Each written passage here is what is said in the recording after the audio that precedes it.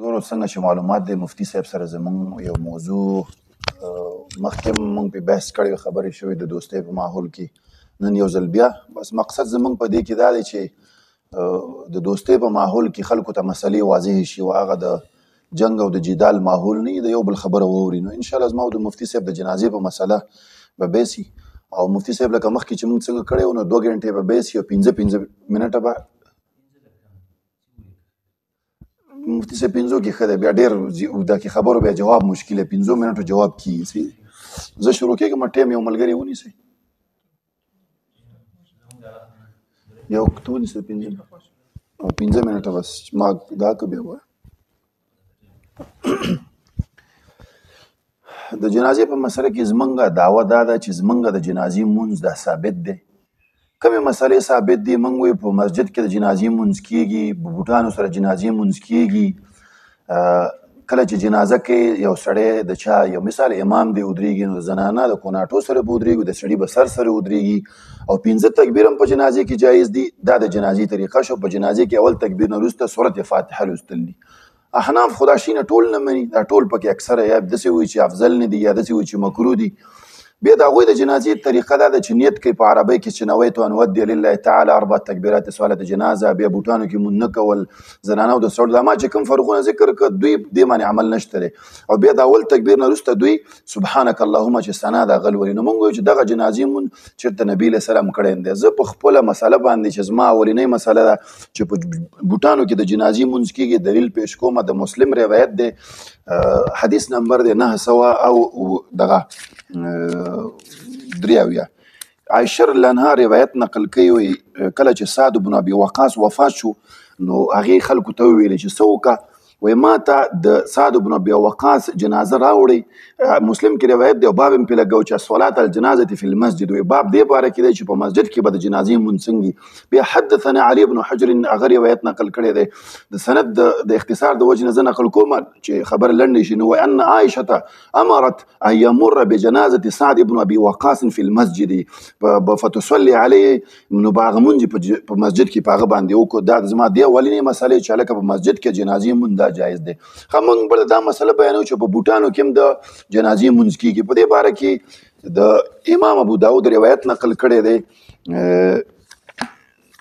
چې نبي صلی الله علیه وسلم فرمایي چې تاسو د یهودو خلاف وکړئ په خپلو نعلینو کې مونځونه کوئ حدیث نمبر دی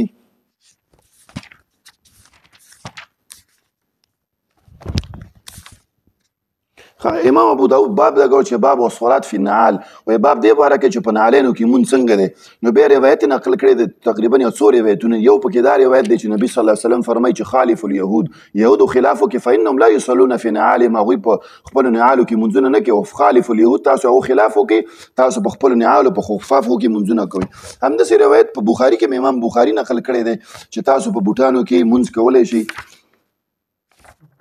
امام بخاري دا روایت د بوټانو موالا نقل کړی زموږ په مسله باندې بیا بله مشهور حدیث دی مفتي صاحب ته معلوم نبي علیه السلام یو ورځ مونځ کاو په مانځه کې دا بوټان یې لرې کړه چې لرې کړه صحابه هم لرې کړه چې نبي صلی کله مونځ ختم کړه نبي صلی وسلم صحابه ورته ویل چې ولې دا بوټان لرې کړه صحابه ورته چې یا رسول صلی وسلم تاسو لرې کړه وایي ما ته خو جبرائیل علیه السلام راغی چې بوټانو پسې نجاست دی دې نه دا معلومیږي چې لکه دا مونځ په بوټانو کې دا بالکل جایز دی دې کې څه فرق نشته دی بله مسله زه بیانوم چې ښځو سړو چې کله سړی مونځ جنازه کوي نو د ښځې کوناټو سره د الفاظ ما دغې خو هغه تعبیر ماته نه راځي د سړي سر سره به ودرېږي احنافو چې کله مولیان جنازه کوي همدا یو طریقه دی چې کوناټو سره ودرېږي نو دغه طریقه افضله نه ده غوره نه ده ثابته دا ده چې فرق به کوي کله چې سړی وفات شو سر سره به یې ودرېږي او که زنانه وفات شوه هغه د کوناټو سره به ودرېږي روایت په دې کې د امام ترمذي نقل کړی دی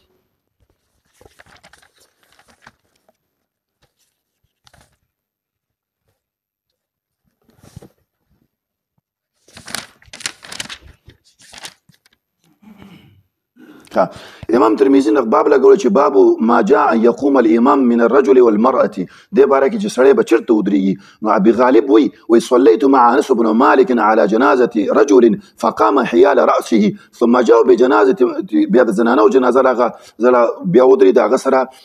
د هغې په دغه سره وسط کې هغې ودرېد د انس بن مالک ودرېد راوي وی ما ترې پوښتنه وکړه هكذا رأيت رسول صلی الله علیه وسلم قام على الجنازة مقامك منها وایي تا چې دا جنازې وکړه نبي صلی الله علیه وسلم داسې ودرېدلی دی ښځې ته چې چېرته ودرېدلی سړي ته چېرته ودرېدلی وایي نعم. نو کله چې ختم شو فلما فرغ قال احفظوا وایي دا حفظ کې خپلو شاګردانو ته ویلي چې دا د نبي صلی الله علیه وسلم سنت طریقه ده په جنازې کې په دې طریقې سره به تاسو جنازې مونځ کوئ. موږ په جنازه کې 15 تکبیره کوو. په دې باره کې د مسلم روایت د امام مسلم دا روایت نقل کړی دی. حدیث نمبر دی 955.